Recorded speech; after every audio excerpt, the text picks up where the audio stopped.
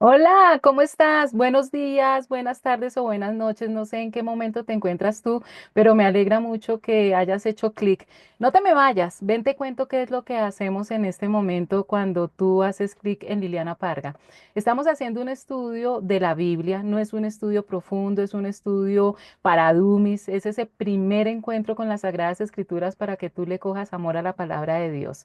Entonces, te invito a que te quedes conmigo, acompáñame. Y mientras yo comparto las diapositivas, por favor, ponte cómodo, busca tu bebida preferida, un sitio donde no te interrumpan, donde no tengas ningún tipo de distracción y acompáñame a esta aventura que solamente dura un poquito menos de una hora.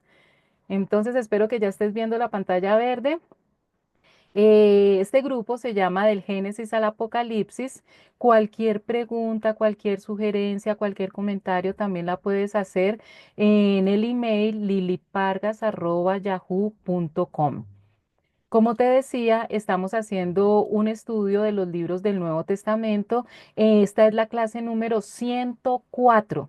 En las 103 clases anteriores lo que tú vas a encontrar es los cuatro evangelios, el libro histórico, las 13 cartas paulinas desde Romanos hasta Filemón, las cartas generales desde Hebreos hasta Judas y en este momento estamos estudiando el libro profético, es decir, Apocalipsis. Siempre me gusta empezar la clase recordando algunos puntos claves de la clase anterior para que nos pongamos en contexto. Como les decía, estamos estudiando el último libro de la Biblia que se llama oficialmente el Apocalipsis de San Juan, pero siempre les he enseñado que debería llamarse el Apocalipsis de Jesucristo, porque de eso se trata este libro. Es las últimas palabras del Señor Jesucristo para la iglesia y es la última revelación que nosotros tenemos con mayor profundidad después de los cuatro evangelios y de los otros libros del Nuevo Testamento, de algunas características y de algunos atributos del Señor Jesucristo a través de unos títulos que el apóstol Juan nos revela.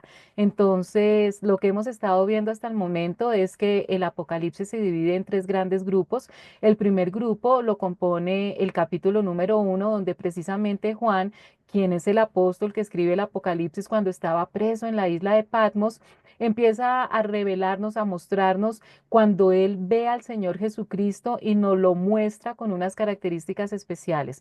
Lo primero es que ve a alguien como el Hijo del Hombre. Este título lo aprendíamos en las clases anteriores, es muy importante porque es uno de los títulos que Jesús utilizó cuando vino aquí a la tierra y si ustedes recuerdan, los fariseos y los religiosos les daba un ataque cardíaco cada vez que el Señor Jesucristo se presentaba como el Hijo del Hombre, porque este título es utilizado en el Antiguo Testamento, especialmente por el profeta Daniel, refiriéndose al Mesías que iba a venir.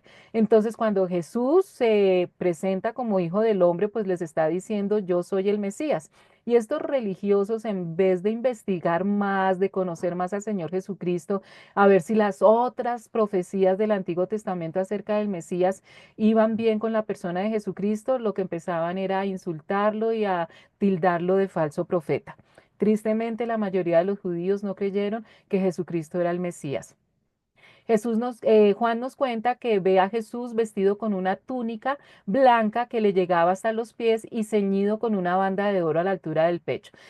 Si tú eras judío de la época, sabías que únicamente los que utilizaban estas túnicas blancas hasta los pies eran los sacerdotes, los profetas y los reyes. Al presentarse Jesús de esta manera, estaba indicándonos que ya era el sumo sacerdote, el más grande de los profetas y el último de los reyes. Ya nunca más después de que Jesús venga en su segunda venida como Rey de Reyes y Señor de Señores, estos títulos ya no los va a tener ningún humano. Y que su túnica estaba ceñida con una banda de oro y aprendimos que el oro en el Apocalipsis significa divinidad. Para los que todavía no han visto desde el comienzo, pues yo les aconsejo que vean desde la clase número 1, que empezamos con Mateo capítulo 1, versículo 1, pero si se quieren adelantar un poquito y quieren empezar a estudiar el Apocalipsis, está desde la clase número 94. Allí yo les contaba que el Apocalipsis tiene un lenguaje especial, un lenguaje simbólico que nosotros debemos aprender para poder hacer una traducción simultánea y tener correctamente ese mensaje que Dios tiene para nosotros. Cuando el Señor Jesús se presenta con esa banda de oro, habla de su divinidad, porque lo que Jesús quiere mostrarnos en este último mensaje en el Apocalipsis es que nosotros no tengamos duda de que Jesucristo es Dios. Juan también lo ve con su cabellera que lucía como la lana blanca, como la nieve, y sus ojos resplandecían como llama de fuego. Esta figura de un hombre con cabellera blanca y larga es la misma figura que nos muestra el Antiguo Testamento cuando habla de Dios Padre, con ese título tan hermoso del anciano de días, aquí corroborándonos que Jesús es Dios. Y cuando nos habla que sus ojos son como llamas de fuego, es para que nosotros sepamos que Jesús ve nuestro interior, ve nuestro más íntimo ser, Él conoce nuestras intenciones del corazón y que Él no se detiene únicamente en el exterior. También nos dice Juan que sus pies parecían bronce al rojo vivo en un horno y su voz era tan fuerte como el estruendo de muchas aguas. Cuando hablamos de pies hablamos de avanzar, de caminar y Jesús nos está indicando aquí que Él ya vino como cordero, pero que ahora empieza una nueva etapa y un nuevo proceso para el planeta Tierra y para la humanidad, en donde el bronce significa juicios de Dios. Entonces comienza los últimos días de la humanidad con ese justo juicio para todo el planeta Tierra y los seres humanos. Y cuando Juan nos dice que su voz era tan fuerte como el estruendo de muchas aguas, se refiere a que ya no viene para sacrificarse porque ya lo hizo, ya no viene como cordero, sino viene con voz de mando como Rey de Reyes y Señor de Señores. En su mano derecha tenía 7 estrellas y de su boca salía una aguda espada de 2 filos. Su rostro era como el sol cuando brilla en todo su esplendor. Las estrellas significan los líderes de las iglesias. Vamos a aprender que Jesús le dice a Juan que escriba 7 cartas. Que va a enviar a 7 grupos cristianos que están en 7 ciudades diferentes. Y habla de la espada de 2 filos que se refiere a la Biblia, a las Sagradas Escrituras. Cuando Juan lo ve con su rostro como sol resplandeciente, simplemente está hablando de su gloria, de su santidad, que es tan grande, que es tan resplandeciente, que es como cuando uno trata de ver el sol y no puede. Así le pasó a Juan cuando trató de ver a Jesús cuando se le aparece en la isla de Patmos. Entonces, ya habíamos visto en las clases anteriores la segunda parte en la que se divide el Apocalipsis del capítulo 2 y el capítulo 3, que son 7 ciudades paganas que se encontraban en lo que en la época se llamaba Asia Menor y hoy se llama Turquía, en donde hay unos grupos cristianos y Jesús les escribe a cada uno de esos grupos cristianos cartas. En total son 7 cartas que tienen un esquema igual para todas las cartas, un saludo, un nombre característico del Señor Jesucristo como se presenta, unas palabras de aprobación por lo que están haciendo en esas ciudades estos grupos cristianos, unas palabras de desaprobación, una invitación a que se arrepientan del mal camino y una promesa para aquellos que salgan vencedores. Todas las cartas tienen el mismo esquema. Ya vimos entonces la carta dirigida para el grupo cristiano en la ciudad de Éfeso. También les decía yo que este es un mensaje literal para la gente que vivía en la época en que Juan está escribiendo las cartas, pero que el mensaje es sobrenatural porque trasciende el tiempo y el espacio y también nos nombra las características que van a tener la iglesia cristiana en las diferentes etapas de la historia del cristianismo. Entonces, esta primera carta a Éfeso coincide perfectamente con las características de esa primera etapa de la iglesia cristiana que se conoce como la iglesia apostólica, que va más o menos del año 35 al año 100 después de Cristo. Se le llama iglesia apostólica porque es mientras los apóstoles, aquellos que estuvieron directamente discipulados por el Señor Jesucristo, estuvieron evangelizando. Las fechas no son totalmente exactas. Recuerden ustedes que nosotros tenemos unos problemas ahí con los calendarios, pero más o menos para que tengan una idea cada etapa del cristianismo de qué fecha, a qué fecha se refiere. Ya vimos también el mensaje dado a los grupos cristianos que se encontraba en la ciudad de Esmirna, que se conoce como la iglesia perseguida, porque más o menos del año 100 hasta el año 350 hubo una gran persecución cristiana. Por eso se le conoce como la iglesia perseguida, que fue la que vimos la clase anterior. Y hablábamos de las palabras de aprobación para esta iglesia, que fue de gran sufrimiento y de gran pobreza porque pasaron por un periodo tan duro, Jesús no tiene absolutamente nada malo que decir de esta iglesia y les promete que van a tener como regalo la corona de vida, que se refiere a vida eterna y plena, y que no sufrirían la segunda muerte, que se refiere a aquella muerte de las personas que van a estar en el juicio del gran trono blanco, que es el juicio donde van a estar todos los condenados. Entonces, si quieres saber más sobre estos mensajes, ve por favor a la clase número 103 y a la clase 102. Les repito, Apocalipsis lo empezamos a estudiar desde la clase 94. Entonces, continuamos. Hoy vamos a ver tema nuevo. Vamos a empezar con Apocalipsis capítulo 2, versículo 12. Permita, tomo un poquito de agua. Y dice, escribe al ángel de la iglesia de Pérgamo. Recuerden que ángel se refiere al ministro, al pastor o al líder de ese grupo cristiano. Esto dice el que tiene la aguda espada de dos filos. Y como hemos hecho siempre, primero vamos a ver un pequeñísimo trasfondo histórico y geográfico de Pérgamo, de esta ciudad. Estaba situada a 88 kilómetros al norte de Esmirna y fue la capital de Asia por más de 300 años. Fíjense en que todas las 7 ciudades están muy cerca y tiene una gran importancia porque por más de 300 años fue la capital de Asia Menor. Pérgamo en griego significa matrimonio consumado o compromiso consumado con el mundo. Entonces ustedes saben que un matrimonio es una alianza, ¿no es cierto? Acá nos vamos a hablar de que infortunadamente hay una alianza de un cristianismo genuino y puro con enseñanzas ya que están contaminadas. Fue constituida sobre una colina cónica que dominaba casi todo el río Caico y desde su parte más alta se podía ver el mar Mediterráneo, aproximadamente a 25 kilómetros de distancia. Entonces, esta ciudad de Pérgamo fue construida en una montaña que tenía una vista espectacular, los paisajes eran hermosos, se alcanzaba a ver hasta el mar Mediterráneo.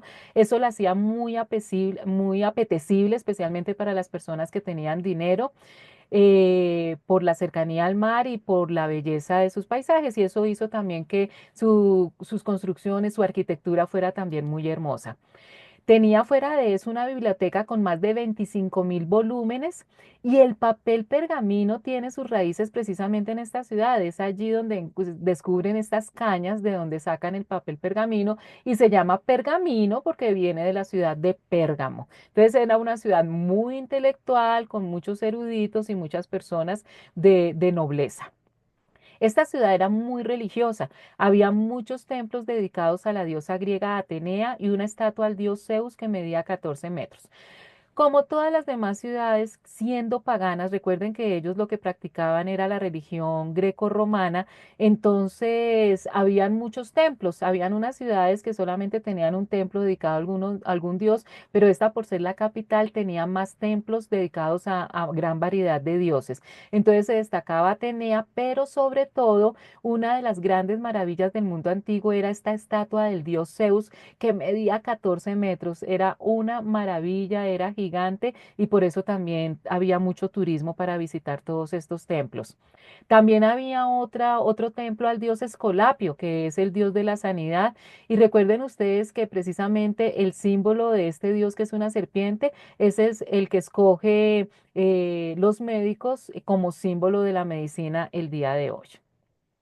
Fue la primera ciudad, además de eso, que constituyó un templo dedicado a la adoración de un emperador romano llamado Augusto César.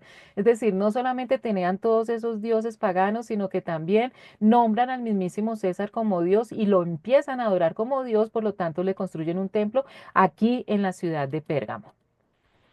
¿Cuál fue el nombre característico que utilizó Jesús? Esto dice el que tiene la aguda espada de dos filos y es muy fácil porque nosotros sabemos que la espada siempre es un nombre simbólico que se le da a la palabra de Dios, a la Biblia. Y encontramos un versículo muy diciente sobre esto. En Hebreos 4:12 dice, ciertamente la palabra de Dios es viva y poderosa y más cortante que cualquier espada de dos filos, penetra hasta lo más profundo del alma y del espíritu, hasta la médula de los huesos y juzga los pensamientos y las intenciones del corazón.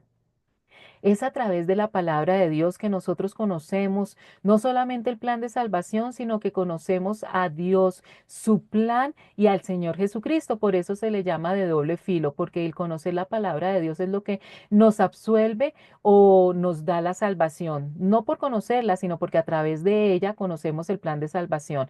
Y el aceptar o rechazar a Jesucristo es lo que nos da el boleto de entrada al cielo o el boleto de entrada al infierno.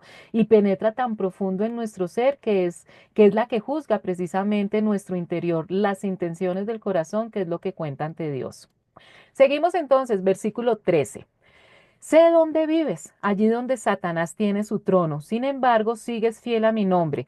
No renegaste de tu fe en mí, ni siquiera en los días en que Antipas, mi testigo fiel, sufrió la muerte en esa ciudad donde vive Satanás. Recuerden que Juan está haciendo es un escriba. Juan está escribiendo lo que el Señor Jesucristo le está dictando y estas son palabras del Señor Jesucristo. Le está diciendo a los cristianos que están en Pérgamo, yo sé dónde están. ¿Cómo sería de terrible la ciudad que a Pérgamo la llaman el trono de Satanás? ¿Cómo serían los pecados que cometían, la inmoralidad y lo lejos que estaban de Dios, que la llamaban el trono de Satanás? Sin embargo, hay unas palabras de aprobación, o a pesar de esto, más bien, a pesar de estar rodeados del trono de Satanás, Jesús les agradece y los felicita porque a pesar de toda esa maldad, este grupo cristiano está siendo fiel y está teniendo fe. En el idioma original, estas dos palabras, fe y fidelidad, se utiliza la misma palabra para identificarlas. Entonces siempre van como uniditas la fe en Dios y la fidelidad a Dios. Y acá habla de un personaje de Antipas. Resulta que Antipas era un esclavo que se convirtió al cristianismo, un evangelista impresionante, y se rehusó a adorar al César. Recuerdan que nombraron a César como Dios y le hicieron un templo y obligaban a todo el mundo a que lo adoraran como Dios. Y Antipas se rehusó diciendo, si el mundo está contra mí, Antipas está contra el mundo. Y por esto lo echaron en un barril de aceite hirviendo, lógicamente murió como mártir. Y aquí Cristo lo llama mi testigo fiel. Y muchos de estos cristianos que vivían en Pérgamo con esta persecución murieron como mártires. Sigamos, versículos 14 y 16. Sin embargo, con todas estas palabras tan bellas, con todo este sufrimiento, pero tengo unas cuantas cosas en tu contra. Toleras ahí a los que se aferran a la doctrina de Balán, el que enseñó a Balac a poner tropiezos a los israelitas, incitándolos a comer alimentos sacrificados a los ídolos y a cometer inmoralidades sexuales. Toleras también a los que sostienen la doctrina de los nicolaitas. Por lo tanto, arrepiéntete. De otra manera, iré pronto a ti para pelear contra ellos con la espada de mi boca. Aquí nos habla de dos cosas que Jesús desaprueba de esta iglesia. Y es que se están aferrando a una doctrina que se conoce como la doctrina de Balán, ya vamos a ver de qué se trata, y también la doctrina de los nicolaitas. Entonces, una es la doctrina de Balán y otra es la doctrina de los nicolaitas. Estas son las palabras de desaprobación para la iglesia que está en Pérgamo. Esta es la iglesia que adulteró espiritualmente con el mundo. ¿Qué es adulterio espiritual? En la Biblia, desde el Antiguo Testamento, siempre que Dios trata de explicarnos esa infidelidad y esa falta de fe a Dios, que hay personas que conocen al Dios verdadero, pero después empiezan a adorar a dioses falsos, Dios lo compara con la infidelidad y con el adulterio que puede ocurrir en un matrimonio. Entonces, cuando se refiere a adulterio espiritual, se está diciendo exactamente que la amistad con el mundo, las cosas que se enseñan en el mundo, es enemistad contra Dios. Aquí cuando se habla de mundo, no se está hablando de en sí del planeta Tierra. Entonces yo no soy amigo del planeta Tierra, no. Se refiere a las costumbres, a las tradiciones, a todas las prácticas que se enseñan en una generación determinada. Cada época de la historia tiene unas tradiciones y unas costumbres diferentes. Entonces, en cada generación, ese status quo, eso que se enseña, eso que parece políticamente correcto, muchas veces está en contra totalmente de lo que enseña la Biblia, de los mandatos de Dios. Y por eso aquí nos advierten en muchos versículos de la Biblia que hacernos amigos del mundo, es decir, amigos de esas tradiciones o de esas costumbres, que para la mayoría de la gente están correctas, pero que son incorrectas para Dios, es ser enemigo de Dios. No podemos obedecer al mundo y obedecer a Dios al mismo tiempo cuando eso que el mundo practica es totalmente contrario a lo que le enseña la palabra de Dios. Santiago 4:4 lo explica. Oh almas adúlteras, ¿no sabéis que la amistad del mundo es enemistad contra Dios? Cualquiera, pues, que quiera ser amigo del mundo se constituye enemigo de Dios. No podemos seguir las costumbres pecaminosas que se practican en una generación determinada. Así lo practique la mayoría de la gente. No se pueden seguir porque inmediatamente es volvernos enemigos de Dios. En los primeros años del cristianismo, eso fue lo que ocurrió en la iglesia. Comenzó a unirse y comprometer sus convicciones con el mundo. Así se prostituyó la mayor parte de la iglesia. Entonces, esta iglesia comenzó muy bien. A pesar de estar rodeada de tanto paganismo y de tanta maldad, fueron fieles y tuvieron fe. Pero poco a poco empezaron a unirse y empezaron a permitir costumbres y tradiciones del mundo. Y eso es peligrosísimo. Eso es lo que se conoce como sincretismo religioso, es decir, una mezcla de diferentes creencias espirituales. Sí enseñan ciertas verdades de la palabra de Dios, pero muy sutilmente las combinan o las mezclan con mentiras dadas por religiones paganas. Y como es tan sutil, las generaciones van pasando y llega un momento en que la gente no se da cuenta dónde está la verdad y dónde está la mentira. Resulta que acá nos dan un ejemplo de este sincretismo religioso. Si ustedes quieren conocer la historia de Balaán, los invito a que lean los capítulos 22 al 25 del libro de Números y en Segunda de Pedro 2:15 también nos hablan de este personaje. Balaam fue un profeta judío que por dinero se vendió, prostituyó su ministerio aconsejándole al rey moabita Balac la manera de maldecir a Israel. ¿Qué fue lo que pasó? Balac era un rey moabita. ¿De dónde vienen los moabitas? Los moabitas eran un pueblo totalmente enemigos del pueblo de Israel. Los moabitas eran los descendientes de Lot, esos hijos que Lot tuvo de una manera totalmente inmoral, ese incesto que cometió con sus hijos y con sus hijas. Y los moabitas son los descendientes de Lot nacidos del incesto con sus hijas. Los pecados sexuales ilícitos le abren puertas a las maldiciones, o sea, la nación moabita se constituyó bajo un pecado inmoral y durante todo el tiempo que existieron los moabitas, ese era el arma que ellos utilizaban. Entonces resulta que Balac no pudo maldecir a Israel. Cada vez que Balac le decía a Balaán que maldijera a Israel, el profeta solamente podía decir bendiciones. Entonces, como él sí quería ganar toda esa plata, lo que le aconseja al rey es que empiece a casar a sus hijas con los hijos de los israelitas, para que poco a poco se fueran mezclando y con el tiempo ellos empezaran a adorar dioses paganos. Sabiendo Israel una orden muy clara que Dios les había dado en Éxodo 34:12. Ten mucho cuidado de no hacer ningún pacto con los habitantes de la tierra que vas a ocupar, pues de lo contrario serán para ti una trampa. Esa era una trampa. Entonces las mujeres moabitas les bailaban la danza de los 7 velos a los chicos israelitas, ellos viendo solamente la parte exterior, guiándose por la carne, cayeron en la trampa, empezaron a constituir matrimonios con ellas y con el tiempo empezaron a adorar también esos dioses paganos. Y eso estaba ocurriendo dentro de la iglesia cristiana. La otra doctrina es la doctrina de los nicolaitas. Nicolás era un prosélito de Antioquía. Prosélitos son aquellas personas que son gentiles, es decir, que no son judías, pero se convierten al judaísmo. Pueden encontrar sobre él en Hechos capítulo 6, versículos del 3 al 5. Entonces, Nicolás inicialmente era un diácono, pero después de Hechos 6, 3, 5 no se habla más de él. Muy probablemente se volvió atrás en sus caminos y empezó a tener discípulos, pero enseñándoles cosas incorrectas, cosas que no estaban en la Biblia.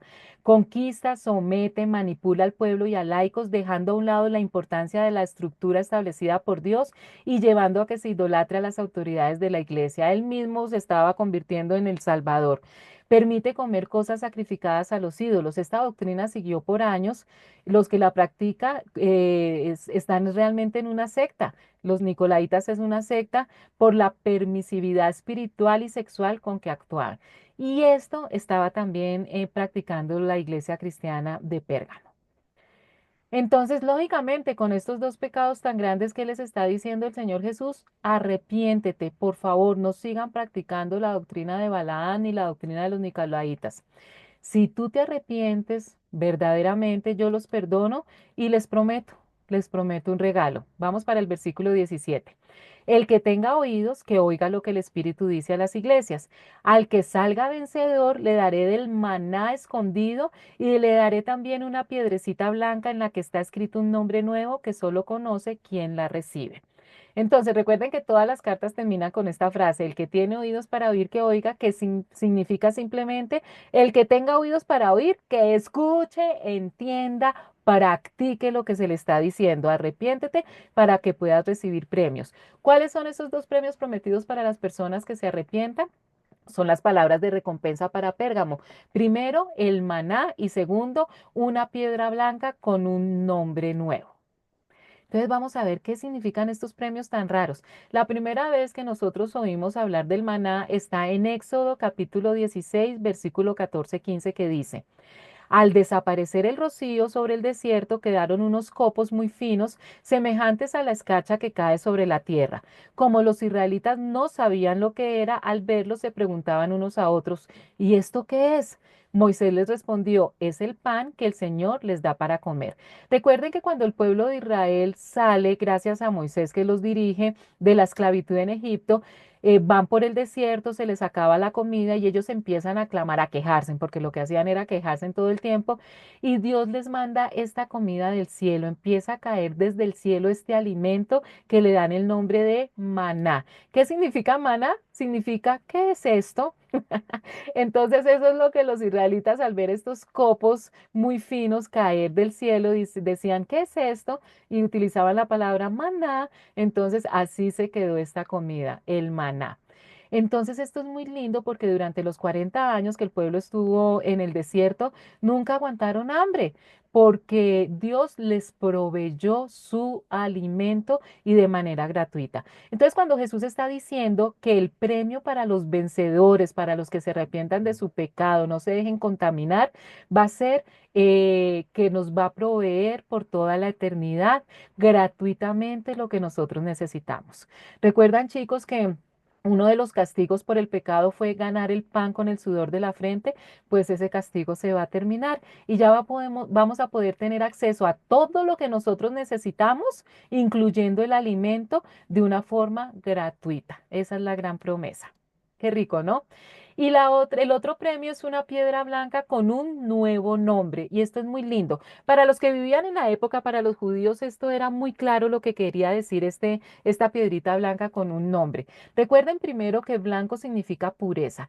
Todo lo que Dios permite en este momento con nosotros, sus hijos, los cristianos, todas las circunstancias por las que pasamos, los momentos difíciles, las pruebas, todo tiene un propósito y es nuestra santidad. Recuerden que nosotros desde el momento en que tenemos un nuevo nacimiento empieza un proceso que es el proceso de santificación, porque para nosotros poder llegar a la siguiente etapa, a la siguiente dispensación que Dios tiene preparados para nosotros, debemos llegar puros, debemos llegar santos. Entonces, todo lo que Dios permite que nos pase es para precisamente llegar a esa pureza. Para poder entender lo de la piedrita blanca hay que entender lo que pasaba en el momento. Recuerden lo importante que es nosotros conocer la historia de Israel, del Imperio Romano, de los imperios que tuvieron contacto con Israel para entender muchas de las enseñanzas del Nuevo Testamento. Resulta que en la época del Imperio Romano, allí hay un gran coliseo en donde hacen espectáculos, obras de teatro, hacían también peleas entre gladiadores, que para la gente pues eso era una maravilla, como ir a un partido de fútbol hoy en día. Apostaban, tenían sus favoritos y también tristemente, que era un espectáculo, matar a los cristianos. Entonces había que pagar una boleta para entrar y pues la gente más pudiente era la que podía entrar a ver esos espectáculos. Resulta que en esa época se acostumbraba para tener al pueblo raso tranquilito, que no se fuera a rebelar, le daban como una especie de anestesia y era que pudieran entrar gratis a ver estos espectáculos. Esto se volvió tan famoso y eso era en esa época, ¿no? Que los gobernantes les daban cosas gratis a la gente más pobre para tenerlos tranquilitos, para que no pelearan y para que votaran por ellos. Se volvió una frase famosa que se conocía como pan y circo para el pueblo. O sea, para mantener a la chusma tranquila, démosle pan y circo, entretengámosle y llenémosle la barriga, si sea con poquito. Entonces, aquellas personas pobres que querían entrar al Coliseo a ver esos espectáculos, recibían una piedrecita blanca en cambio de la boleta y un pedazo de pan para que pudieran, el maíz pira, pues para que pudieran ver el espectáculo y ellos podían entrar gratis. Cuando Jesús nos dice que nos va a dar a nosotros una piedrecita blanca, es precisamente al que salga vencedor, es la entrada gratis al reino. Sabemos que realmente no es gratis, ¿no es cierto? Gratis para nosotros, pero se pagó un precio muy costoso para que nosotros tuviéramos acceso al reino de Dios y es la sangre de Jesucristo. Recuerden que desde el Antiguo Testamento está la costumbre que cuando una persona, un instrumento de Dios, un hombre de Dios, entra a una nueva etapa en su proceso de cercanía a Dios, se le cambia el nombre. Eso le ocurrió a Abraham, que se lo cambiaron por Abraham, a Jacob, que se lo cambiaron por Israel, a Simón por Pedro, a Saulo por Pablo y así muchos otros. Pues eso va a pasar con nosotros cuando entremos al reino de Dios, a esa séptima dispensación. Este nombre que tenemos ahorita ya no va más, sino que Dios mismo nos va a dar un nombre y el nombre es muy importante porque va a reflejar esas cualidades y esas características que nosotros vamos a tener en el nuevo reino. Entonces va a ser muy importante ese nombre que ya no va a ser el que nos dio nuestros papás porque por razones que uno ni sabe. En las iglesias cristianas hay parejas que sí se toman la tarea de estudiar los nombres bíblicos y le ponen a sus hijos nombres bíblicos para que reciban las bendiciones de sus nombres. Pero eso no pasó con mi nombre y con muchos de nosotros no pasó eso. Pero Dios sí nos va a dar un nombre donde vamos a recibir bendiciones a través de ese nombre. Estos dos regalos que son prometidos para todos los cristianos son una hermosura. Entonces, aquí terminamos ya esta carta que va dirigida a la iglesia cristiana que está en Pérgamo. La ciudad de Pérgamo, recuerden que la palabra Pérgamo significa casamiento porque tristemente hubo una alianza entre lo que se estaba enseñando en la iglesia y lo que se practicaba en el mundo y por eso es la época del cristianismo del sincretismo, de la mezcla del cristianismo verdadero con las mentiras y abarca más o menos desde el año 350 hasta el año 600 después de Cristo. Y si ustedes van y averiguan qué pasó en Roma en esos años, pues ya van a saber directamente a qué mezcla nos estamos refiriendo, porque es una religión nueva que surge con una mezcla del cristianismo verdadero y el antiguo imperio greco, de lo que se creía en la religión greco-romana, tristemente. ¿Cuáles fueron las palabras de aprobación para esta iglesia? Fidelidad y fe. Pero infortunadamente con el tiempo las palabras de desaprobación fueron que empezaron a tolerar falsas doctrinas. Dios les dice que se arrepientan, Jesús les dice que se arrepientan y que aquellos que salgan vencedores van a recibir maná y una piedrecita blanca con un nombre nuevo. Como hoy alcanzamos a ver dos iglesias, entonces sigamos a capítulo 2, versículo 18. Entonces dice, escribe al ángel de la iglesia de Tiatira. Ángel es el pastor. Esto dice el Hijo de Dios, el que tiene ojos que resplandecen como llamas de fuego y pies que parecen bronce al rojo vivo. Entonces, comenzamos con ese trasfondo histórico y geográfico de otra ciudad llamada Tiatira, que significa no se cansa de sacrificar. Como ya hay una mezcla y en la mayoría de estas ciudades hay tantos templos paganos en donde lo que se acostumbraba era hacer holocaustos a través de sacrificios, no solamente de animales, sino también de seres humanos y sobre todo de bebés. Entonces, imagínense los vecinos que tenían estos cristianos que vivían en Tiatira. Teatira estaba localizada a 64 kilómetros al sureste de Pérgamo y fue establecida por Seleuco Nicanor en el año 300 antes de Cristo. Duró hasta el año 281 después de Cristo, es decir, casi 500 años y formó parte del imperio de Alejandro el Grande. Cuando Alejandro muere, eh, Acuérdense ustedes que se divide su reinado en cuatro partes y una la coge Seleuco Nicanor y una de las tantas ciudades que funda es la ciudad de Tiatira. La importancia de esta ciudad radicaba en la posición geográfica, ya que estaba en el camino donde se unían Pérgamo con Sardis y seguía el camino hasta Filadelfia y la Odisea, camino por donde pasaba el correo imperial de Roma. Es decir, era un camino obligatorio para todos los que quisieran ir a las demás ciudades y por eso era la ruta que cogía el correo imperial. Era una ciudad que tenía muchos turistas y que tenía gente importante que vivía allí. También fue especialmente famosa por su industria gremial tintorera, atestiguado por un pasaje de los Hechos de los Apóstoles. Posteriormente se levantó sobre ella la moderna ciudad de Aquisar. Resulta que allí había una fábrica donde tinturaban prendas y recuerden que esto es una industria para gente rica, porque aquellas prendas que estaban tinturadas eran muchísimo más costosas. Entonces allí vivía gente muy rica o iba gente muy rica a hacer sus compras. Esta ciudad fue destruida después cuando hubo todas las guerras, pero después se construyó allí una ciudad moderna que todavía existe que se llama Aquisar. Se habla de la existencia de un templo dedicado a una deidad llamada Zambaté, donde una profetisa daba sus oráculos. Algunos analistas del Nuevo Testamento han pensado que se trata de la misma Jezabel. Entonces, una ciudad súper pagana, fuera de eso, no solamente tenían dioses paganos a los que adoraban en sus templos, sino que también hacían mucha hechicería y brujería. Manejaban oráculos. Ya vamos a ver de quién se trata esta mujer llamada Jezabel. Fuera de eso llegó a ser un oasis de la cultura griega y su dios principal era Apolo. Recuerden que Apolo era el dios asociado con el arco, con la música, con la adivinación, epítome de la juventud y la belleza, fuente de vida y curación. Era el mecenas de las artes tan brillante y poderoso como el mismo sol. Era uno de los dioses preferidos de toda la gente que practicaba la mitología grecorromana. Entonces por eso tenía también tantos visitantes su templo. Hermosísimo la construcción también. Esta iglesia estaba teniendo entonces dos grandes problemas con sus vecinos y lo que las estaba contaminando, porque allí se celebraban periódicamente banquetes en los templos paganos ofreciendo carnes sacrificadas a los ídolos. Recuerden que esas carnes se refieren a carne humana. Y estas celebraciones acababan siempre en orgías. Entonces, no solamente todo este mundo demoníaco, sino también gran inmoralidad sexual. ¿Qué nombre característico utilizó Jesús? El que tiene ojos que resplandecen como llamas de fuego y pies que parecen bronce al rojo vivo. Y esta característica es impresionante porque se necesita precisamente para esta ciudad por todo lo que se vive allí.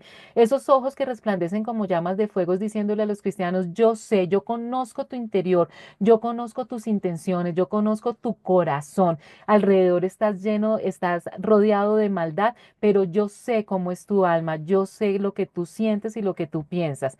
Y el bronce, recuerden que está relacionado con juicio. Entonces tú permanece, le dice a los cristianos, tú permanece fiel porque en todo caso va a llegar el juicio para esta ciudad tan pecaminosa y tan inmoral. Versículo 19. Conozco tus obras, tu amor, fe, servicio y perseverancia. Además, sé que tus últimas obras son más abundantes que las primeras. Y aquí entramos entonces a las palabras de aprobación para Tiatira. Y es hermosísimo porque son muchas palabras de aprobación. Habla de amor, de fe, de servicio y de paciencia. Y chicos, esto es muy importante porque estos son aspectos fundamentales de la vida cristiana, es decir, que son características que tú y yo debemos practicar en nuestra vida cristiana. Amor, fe, servicio y paciencia. Reflejan el carácter de Jesucristo en aquellos que la siguen, por eso es tan importante que nosotros también las practiquemos. El amor se refiere al amor tanto hacia Dios como hacia los demás, demostrando que los miembros de la iglesia de Teatira estaban viviendo según el mandamiento de amar a Dios y al prójimo. La fe es la confianza en Dios y en sus promesas, fe y fidelidad, lo que indica que la iglesia de Teatira estaba firme en su creencia y confianza en Dios a pesar de todo lo que veía a su alrededor. El servicio es una parte esencial de la vida cristiana, ya que Jesús mismo enseñó que debemos servir a los demás y no buscar nosotros ser servidos. La iglesia de Teatira definitivamente estaba cumpliendo con este mandato al servir a su comunidad y a los demás miembros de la iglesia. qué palabras de aprobación tan linda y qué iglesia cristiana tan hermosa.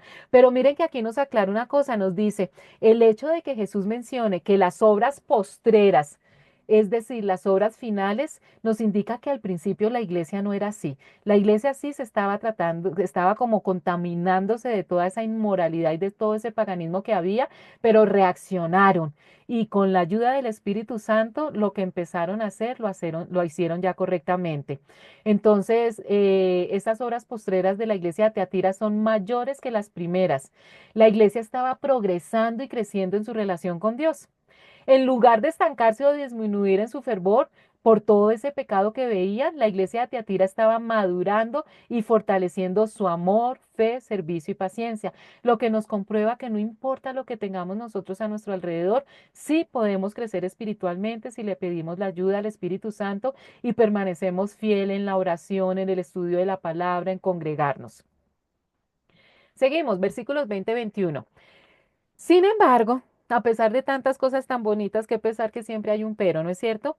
Tengo en tu contra que toleras a Jezabel, esa mujer que dice ser profetisa. Con su enseñanza engaña a mis siervos, pues los induce a cometer inmoralidades sexuales y a comer alimentos sacrificados a los ídolos. Le he dado tiempo para que se arrepienta de su inmoralidad, pero no quiere hacerlo. Entonces, ¿cuáles son las palabras de desaprobación para la iglesia cristiana de Tiatira? Que estaba tolerando el pecado. O sea, ellos no lo estaban practicando, pero no estaban advirtiendo a los que estaban pecando, estaban tolerando. Y recuerden que la omisión, el quedarse callado, también es un pecado. Ya vamos a ver de qué se trata esto que estaba haciendo cometer esta mujer llamada Jezabel. Jezabel corrompió tanto a la nación de Israel que hoy en día todavía existe algo que se conoce como el espíritu de Jezabel, es decir, gente que todavía practica lo que esta mujer horrorosa empezó a enseñar y a introducir en la nación de Israel. Empezaron a ceder sus convicciones morales y bíblicas, permitiendo una conducta dentro de la iglesia igual a la que existía en el mundo. De pronto no tan abiertamente, pero muy sutilmente dejan meter cositas con la música, con la vestimenta, con el vocabulario, con las actividades que se realizan dentro de la iglesia, con la excusa de atraer a la gente del mundo y resulta que lo que hacen es traer contaminación. Entonces, recordemos quién era Jezabel. Los invito por favor para que estudien toda la historia de Jezabel en Primera de Reyes. Le hacen por favor capítulos 15, 16 y 17 y hoy vamos a leer versículos 31 a 33 y dice. Y como si fuera poco haber seguido el ejemplo pecaminoso de Jeroboam, se casó con Jezabel. Pongámonos en contexto. Estamos estudiando Primera de Reyes. En este momento la nación de Israel ya se ha dividido en dos. ¿Recuerdan? Para los que no tienen ni idea de los que estoy hablando, por favor diríjase a mis clases a las clases anteriores de las 194 para atrás, que ahí toco este tema un poco también, y lean Primera y Segunda de Reyes. La nación de Israel se divide en dos. El reino del norte, llamado Israel como capital Samaria, y el reino del sur, llamado Judea con capital Jerusalén. Por eso es que en Primera de Reyes y en Segunda de Reyes nos empiezan a hablar al mismo tiempo los reyes que surgen tanto en el norte como en el sur. Todo es la nación de Israel, el pueblo de Dios, pero se dividió. Entonces nos empiezan a contar la historia de las dos partes. Del rey, qué pasó con los reyes que surgieron en el sur y lo que pasó en el norte. En el sur hubo unos cuantos, muy poquitos reyes que siguieron obedeciendo a Dios, pero la mayoría de los reyes se desviaron totalmente de la palabra de Dios, se empezaron a mezclar con las ciudades paganas de su alrededor y empezar a adorar dioses paganos. Terrible. Pues resulta que nos dice el versículo, que hay un hombre que se casó con Jezabel, hija del rey Ed Baal. Baal, imagínense, Baal que es demoníaco, de los Sidonios, y comenzó a inclinarse y rendir culto a Baal. Primero construyó un templo y un altar para Baal, es totalmente demoníaco, en Samaria. Luego levantó un poste dedicado a la diosa Acera, otra diosa pagana. Acab, que era el rey judío. Entonces, Acab era judío, subió como rey en el imperio del norte y se casa con una sacerdotisa pagana. Y la que empezó a mandar en el reino del norte fue Jezabel, no era Acab, que debía ser el rey por ser el judío, el israelita, pero no. El trono lo usurpó Jezabel, la que realmente mandaba era Jezabel. Acab hizo más para provocar el enojo del Señor, Dios de Israel, que cualquier otro de los reyes anteriores de Israel. Es decir, no hubo en ninguna otra época de la historia de la división de Israel tanta maldad y tanta pecado que cuando reinó Acab, gracias a la influencia de esta sacerdotisa pagana llamada Jezabel. En hebreo, Jezabel significa deshonesta o perjura, aquella que jura en vano, o sea, que habla mal, que dice maldiciones. Y este espíritu de Jezabel lo tiene toda persona con deseos profundos de controlar, de dirigir y de dominar, sobre todo a los hombres, porque todo este espíritu empieza con una mujer. Entonces, Dios en su sabiduría nos da a las mujeres y les da a los hombres un propósito explícito, un propósito perfecto, una función para cada uno de nosotros, para que este mundo funcione correctamente. Cualquier empresa con dos cabezas no funciona, un animal con dos cabezas es un hombre. Entonces Dios en su soberanía y en su perfecta voluntad decide que el hombre debe ser la cabeza y la mujer es ayuda idónea, es ayuda que lo completa. El mundo no funciona sin el hombre y la mujer. Dios nos creó a los dos para que nos complementemos. Ninguno de los dos funciona sin el otro. Entonces, cuando se empieza a favorecer a la mujer o se empieza a favorecer al hombre, es cuando las cosas empiezan a fallar y por eso tenemos el mundo que tenemos hoy en día. Si hubiéramos seguido las directrices de Dios, estaríamos viviendo en el paraíso. Entonces, cuando una mujer usurpa ese mandato de Dios de que el hombre sea la cabeza, tiene el espíritu de Jezabel, ese deseo de controlar a los hombres. Pero sigamos qué pasó con la historia de Jezabel, versículos 22-23. Por eso la voy a postrar en un lecho de dolor y a los que cometen adulterio con ella los haré sufrir terriblemente, a menos que se arrepientan de lo que aprendieron de ella. A los hijos de esa mujer los heriré de muerte. Así sabrán todas las iglesias que yo soy el que escudriña la mente y el corazón, y a cada uno de ustedes lo trataré de acuerdo con sus obras. Dios también ha dado un orden dentro de las iglesias, que fue todas las cartas que se le enviaron a Timoteo y a Tito, y la doctrina ordenada que nos ha dado el apóstol Pablo. Entonces, cuando no se cumple con ese orden, cuando hay cambio de jerarquías que Dios no ha aprobado, es el espíritu de Jezabel. Y estas son entonces, esto fue lo que ocurrió con la Jezabel verdadera, con la que empezó todo este problema, Segunda de Reyes 9:22. Cuando Jorán vio a Jehú, le preguntó, Jehú, ¿vienes en son de paz? ¿Cómo puede haber paz mientras haya tantas idolatrías y hechicerías de tu madre, Jezabel? Replicó Jehú. Jehú era hijo de Jezabel y del rey judío, de Acab. Y resulta que él ve que viene un hombre de Dios que se llama Jorán. Cuando él ve que llega Jorán, le pregunta, ¿vienes en nombre de Dios para que caiga un juicio sobre la nación o vienes en son de paz? Y Jorán le dice, ¿cómo puede haber paz cuando tu mamá está cometiendo tantos pecados? Definitivamente vengo para que haya un juicio.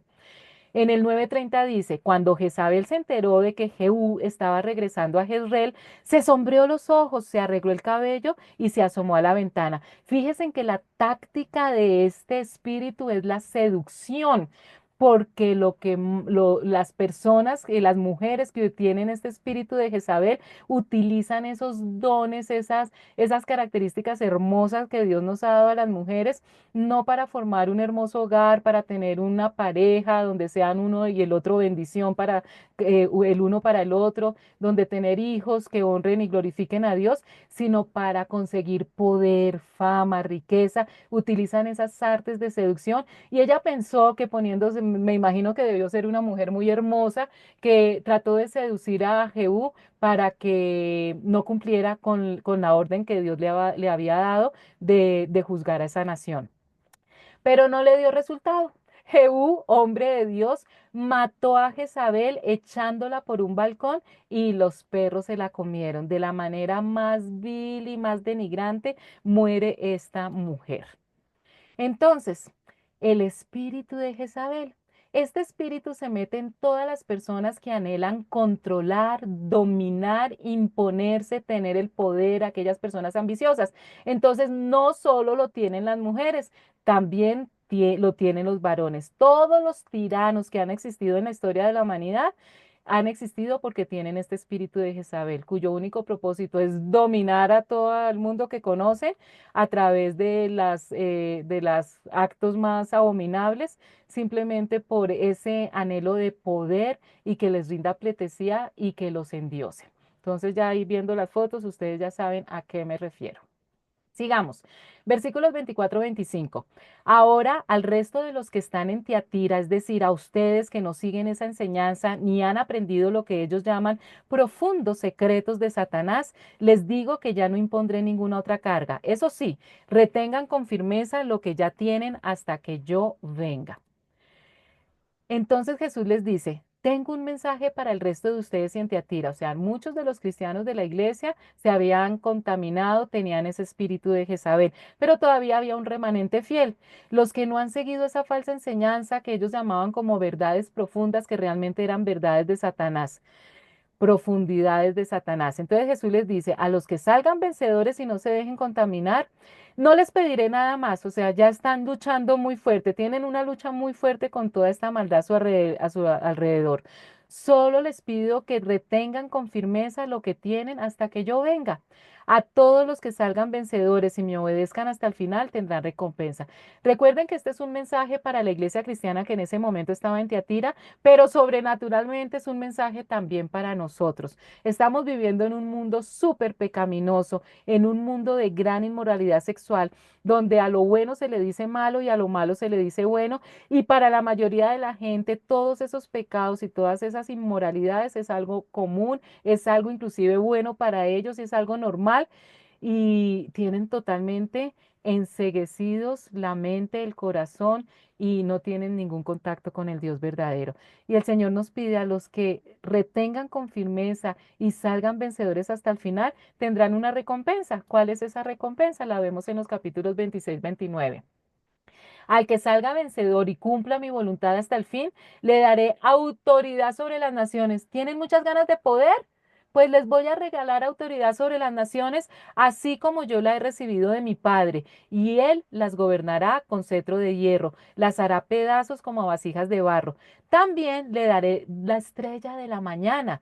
El que tenga oídos, que oiga lo que el Espíritu dice a las iglesias. Dos regalos más. Mire, todo esto se está sumando, todas estas promesas, todos estos regalos son lo que tiene Dios para nosotros, para sus hijos, para los cristianos. ¿Cuáles son las palabras de recompensa? Primero, autoridad sobre las naciones. El Señor promete nada más y nada menos que compartirá la autoridad del rey de Israel sobre las naciones del mundo, descrita en la palabra de Dios. Recuerden que Jesús viene como rey de reyes y señor de señores, y Él en su infinito amor y en su infinita misericordia va a compartir esa autoridad con nosotros los cristianos. Y la segunda es la estrella de la mañana. La estrella de la mañana es otro nombre que se le da al Señor Jesucristo. El aspecto básico del significado de estrella de la mañana es gloria. Cuando se habla de Jesucristo como la estrella de la mañana, nos habla de toda su gloria, de toda su santidad, de todo su esplendor. Para recibir o para ser dada la estrella de la mañana, debe ser entendida como una afirmación del grandioso bien que está por venir. O sea, la mayor gloria, majestuosidad, el mayor premio que puede tener una persona es lo que el Señor nos va a regalar, es lo que viene para nosotros en el futuro. Jesús está prometiendo el don de la estrella de la mañana. ¿A quién? A los que venzamos. Cualquiera que finalice con fidelidad y perseverancia, Jesús promete darle un glorioso futuro. Y eso no solamente nos debe alegrar, sino que nos debe tranquilizar en los momentos en que estamos pasando por situaciones muy difíciles. Por eso la Biblia nos enseña que no importa el dolor, lo difícil que estemos pasando en este momento, nada de lo duro que estemos pasando se compara con la gloria venidera, con las bendiciones que vienen después. Entonces, terminando ya esta cuarta iglesia, ya vimos la iglesia de Éfeso, la iglesia de Esmirna, vimos hace un minuto la iglesia de Pérgamo.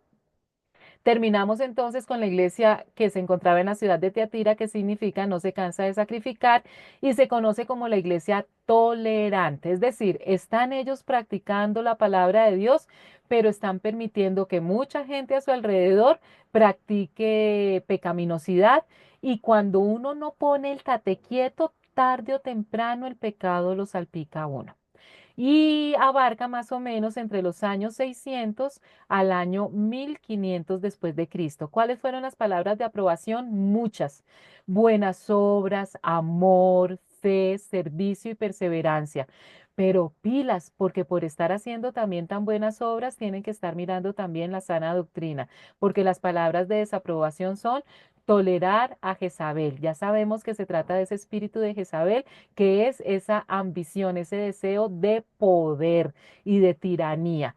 Y como siempre termina lo que los que tienen oídos para oír que oigan, arrepiéntete para que salgas vencedor y vas a obtener autoridad sobre las naciones y la estrella de la mañana. Esas grandes bendiciones que vienen para todos los que hemos creído y recibido a Jesucristo como nuestro Señor y Salvador y hemos tenido un nuevo nacimiento.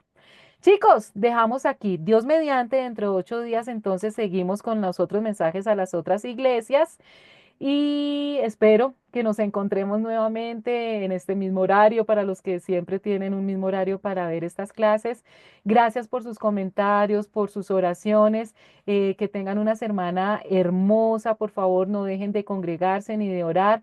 Bendiciones.